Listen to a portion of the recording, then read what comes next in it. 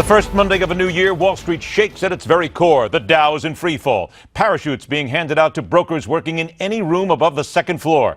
And just like Donald Trump predicted, China's eating our lunch again. Welcome to another edition of Dogs and Cats Living Together, Mass Financial Hysteria. Or as Kevin Bacon's character in Animal House put best, remain calm.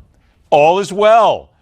He is the veteran economist, national columnist, University of Maryland professor of business, Peter Morici. And welcome in for his rookie appearance on the fastest 60 Minutes in News, former deputy assistant at the Treasury Department, director of Financial Regulatory Reform Initiative at the Bipartisan Policy Center. And I got that all out in one good run, Aaron Klein. Gentlemen, it's a pleasure. Thanks so much for joining us. Peter, I'm going to begin with you. Here we go again, an economic slowdown in China. Peter, the first thing that hits me is we've been here before many times. We've talked about this exact same thing. How do we, if we can, get out from underneath this monthly precipice that we always seem to be facing? Well, I think we have to recognize that China slowing down is probably good for the United States, because the way China accelerated was by eating our lunch, as Donald Trump would say. We're starting to learn that the Chinese economic miracle was as much based on finance as it was based on manufacturing. That a good deal of what they accomplished was by having an undervalued currency, subsidizing what they exported and so forth. And a lot of that was done through the banking system. And now that's collapsing. So in time, what we're going to see is Chinese equities fall in value, much as our equities fell in value after our financial crisis. But that doesn't mean America is not sound. And sooner or later, folks will wake up to that. All right, Aaron, let's take it from another tack here.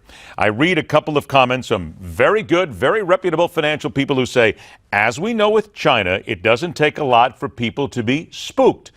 Okay, so let's look at that on face. Is it just possible that maybe the Chinese are just not nearly as smart as an investor group as we think they are?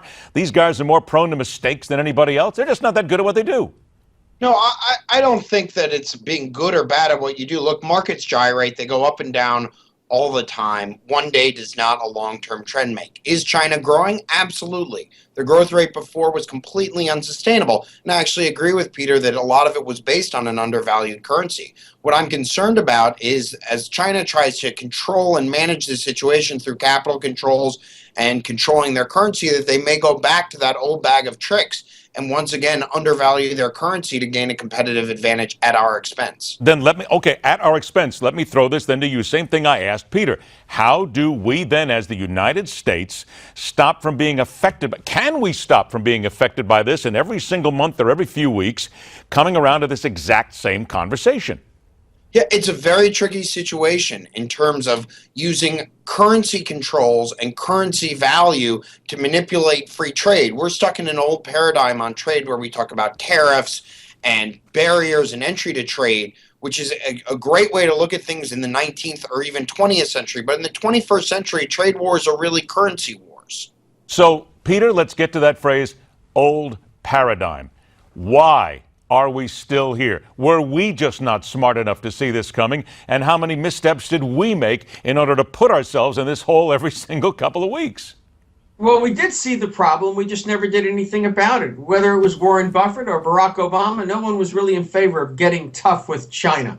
You know, Paul Krugman, Peter Morici, Fred Bergston, left, right, center, all agreed that we needed to take tough policies towards China. So what is that, Peter? Putting a tax on currency conversion. What is that? Wanted a tariff. What is that getting tough? Bergston said we could intervene in currency markets, but the president would never bite. He wouldn't even talk to us. Instead, he sent Hillary Clinton over there with a pillow to kneel down and beg the Chinese not to undervalue their currency. Well, the Chinese currency is incredibly undervalued when you look at what a yuan actually buys. According to the World Bank, by more than 40%.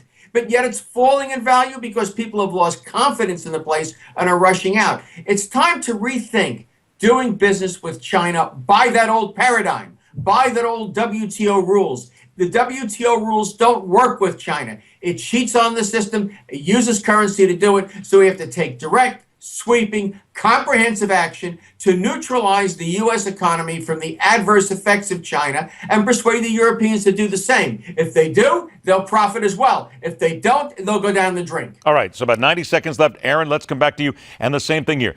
getting tough with China. I get it. Peter is right on. We've talked about this before, and he is absolutely correct. From your opinion, though, Aaron, what is that tough? Other than taking out a pair of boxing gloves and going over there, bringing somebody in for 12 rounds and beating their ears in, how do we then get tough that really works?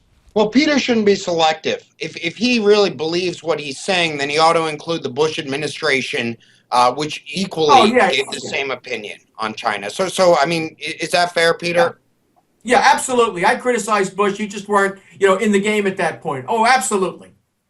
So okay, when Aaron, I was in the game 60 there, seconds. I was working for Senator Dodd and Senator Sarbanes, who worked across the aisle bipartisanly with then Banking Committee Chairman Shelby on a tough currency manipulation bill that advanced out of the Senate Banking Committee with bipartisan support. There are new ways and new thoughts out there that are debating ways about engaging China and other countries in a world where currency is more at play than tariffs. Is it fair to say, though, I got 30 seconds left, Aaron, that no matter how tough we get, I'll give you 15 seconds on this answer, the Chinese don't care. They're laughing at us. They're not scared in the least. I think they very much care. In point of fact, I think this whole debate about whether or not they're labeled a currency manipulator is a huge issue to them, one that's maybe more important to them than it really is substantively in a legal framework. Same thing to you, Peter. Are they scared in the least of anything we may throw at them?